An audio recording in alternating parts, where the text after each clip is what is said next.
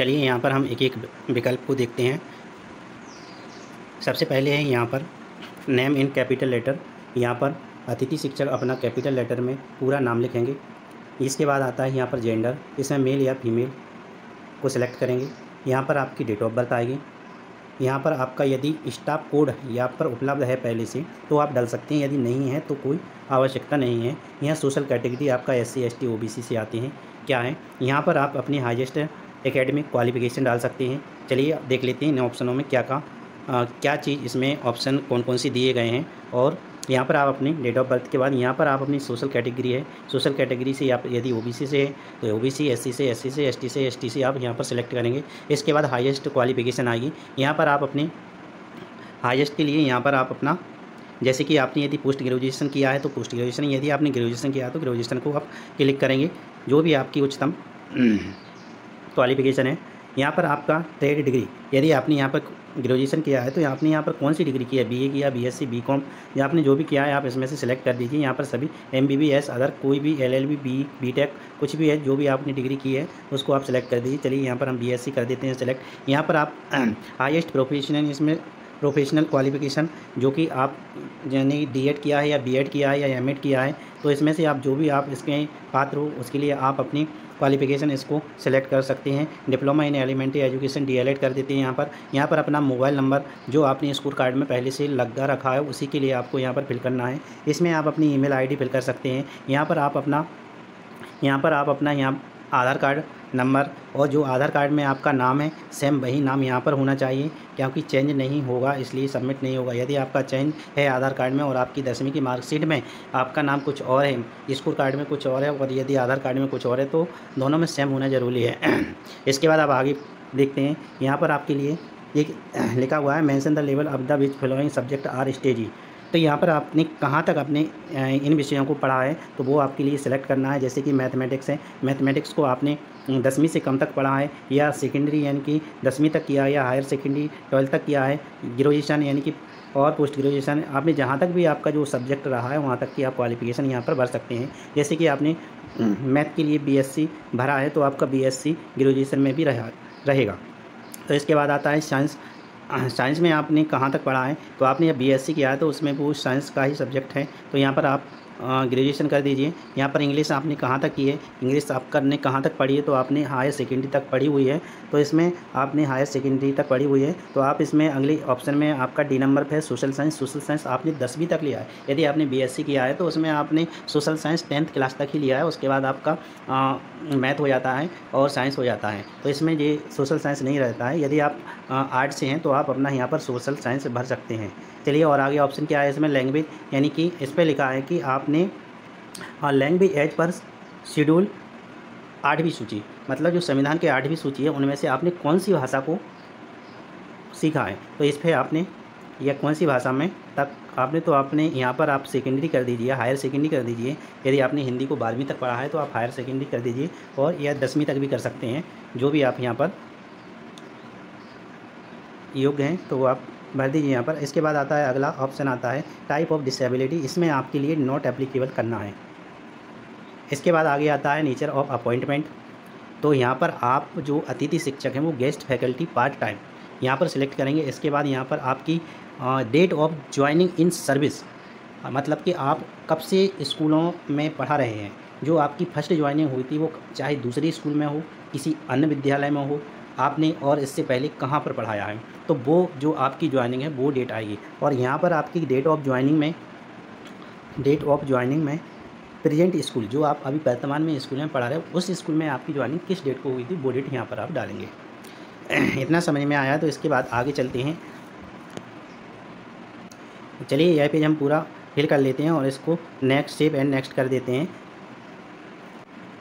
ये आपका अगला स्टेप है अपॉइंटमेंट एंड टीचिंग प्रोफाइल। इसमें आपके लिए यहाँ पर आप देख सकते हैं कि यहाँ पर अपॉइंटमेंट एंड टीचिंग प्रोफाइल है। इसके लिए सबसे पहले जो आपका नेशनल कोड है अभी आपका जनरेट नहीं हुआ है, जनरेट होगा तो यहाँ पर आपका शो होने लगेगा। फिर नीचे आता है टीचिंग स्टाफ का नाम आएगा। यहाँ पर इस विकल्प में आप टीचर को भर सकते हैं कि आप यहाँ पर आप टीचर को फिल कर सकते हैं। यहाँ पर टीचर हैं तो आप टीचर को कर सकते हैं। यदि आप प्रेसिडेंट है या वाइस प्रेसिडेंट है या लेक्चर हैं तो आप इनमें से सिलेक्ट कर सकते हैं। और अपॉइंटमेंट ए लेवल ऑप्शनल है कि यदि इसको आप भरना चाहते हैं तो भर सकते हैं, और यदि नहीं भरना चाहते हैं तो आप इसको ऐसे ही रहने दीजिए। TGT trained graduate teacher, TGT trained graduate teacher optional है ये। और इसके बाद अपॉइंटमेंट फॉर सब्जेक्ट आएगा यहाँ पर कि तो इसमें इस इंग्लिश है अपॉइंटमेंट सब्जेक्ट कि इसमें जो आपने BA या BSc किया है जिस सब्जेक्ट में, वो सब्जेक्ट यहाँ पर भरा जाएगा। और मेन सब्जेक्ट आप किस सब्जेक्ट को पढ़ाने के योग्य हैं स्कूल में, तो इंग्लिश से यदि आपने BA किया है तो आप BA इंग्लिश भर सकते हैं। यदि आपने आर्ट से कुछ और वर्क किया है या रीजनल लैंग्वेज है, इंग्लिश है, उर्दू है, संस्कृत है, हिंदी है, हिस्ट्री है, जियोग्राफी है, सोशल साइंस है, म्यूजिक, स्पोर्ट, मैथमेटिक्स, आपने जो भी किया है तो आप इसको सिलेक्ट कर सकते हैं। इसके बाद आता है आपका मेन सब्जेक्ट, इसमें संस्कृत आ जाएगी। संस्कृत के बाद यहाँ पर आप संस्कृत को सिलेक्ट कर सकते हैं। यहाँ पर आपके लिए इस विकल्प में आप यदि आप किसी दूसरे स्कूल से आए हुए हैं तो उस विकल्प है आप एस पर क्लिक करेंगे, नहीं तो आप नो करेंगे। यहाँ पर यदि आप whether teacher in the teaching at the school as guest contractor, तो यदि आप अतिथि हैं,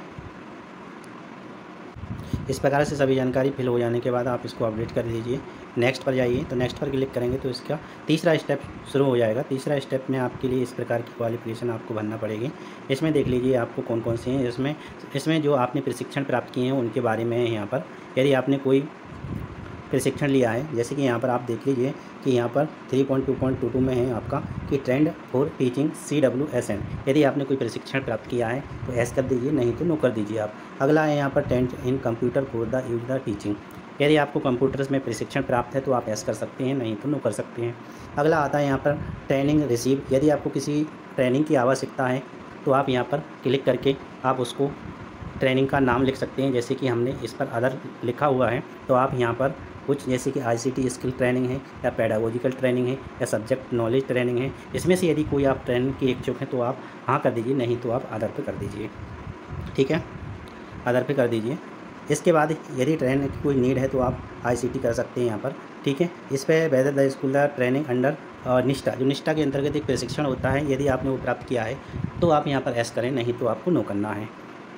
working days the spend the non teaching essential, इसमें कोई आपने शैक्षणिक दिवस आपने इसमें आपको कुछ नहीं बनना है, आप तो 0 भर दीजिए यहाँ पर। इसके बाद यहाँ पर कुछ लैंग्वेज हैं, आपके लिए लैंग्वेज के बारे में ही बनना है। Language in the which the teacher the having working knowledge, तो आपके लिए कौन कौन सी लैंग्वेज की आपको नॉलेज है तो वो आपको जानकारी यहाँ पर भरना है। जैसे कि लैंग्वेज फर्स्ट में आप यहाँ पर हिंदी सेलेक्ट कर सकते हैं, यहाँ पर हिंदी सेलेक्ट कर सकते हैं, हिंदी। इसके बाद दूसरे पे आप इंग्लिश कर सकते हैं, तीसरे पे आप संस्कृत कर सकते हैं। इसके बाद ये कुछ प्रशिक्षण दिए गए हैं, आप प्रशिक्षण को देख लीजिए। यदि आपने इनसे संबंधित कोई प्रशिक्षण प्राप्त किया है तो आप इस पर एस करेंगे, नहीं तो आप नो करेंगे। ये सभी अतिथि शिक्षकों के लिए नो ही जाएंगे, क्योंकि आपने इसमें अभी कोई प्रशिक्षण नहीं कराए हैं मध्य प्रदेश सरकार के द्वारा अतिथियों के लिए। यहाँ पर आप CTET या STET कोई क्वालिफाइड हैं तो एस कर दीजिए, और नहीं है तो आप नो कर दीजिए। जैसे कि यहाँ पर आपको CTET whether teacher in the CTET STET qualified है, तो यदि आप यहाँ पर एस करेंगे तो येस करने के बाद आपको यहाँ पर इसमें वर्ष, जिस वर्ष में आपने क्वालिफाइड किया है वो आपको यहाँ पर भरना पड़ेगा। ठीक है, यदि आपने नहीं किया है तो आप कोई दिक्कत नहीं है, आप नो कर दीजिए।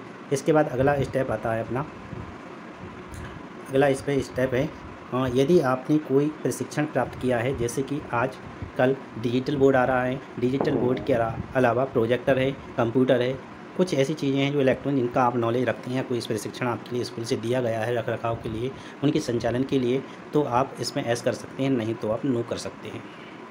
ठीक है, इतनी सी जानकारी थी। 3 स्टेप में आपको जानकारी भरना है। यदि आपके लिए कुछ जानकारी इसमें समझ नहीं आती या कुछ और जानकारी का आप वीडियो चाहते हैं तो आप कमेंट में बता दीजिए, उस जानकारी का वीडियो हम आपको अपलोड कर देंगे, आप कमेंट करके बता दीजिए। और इस चैनल को सपोर्ट कीजिए, वीडियो को लाइक कीजिए, चैनल को सब्सक्राइब करें और शेयर करें। धन्यवाद।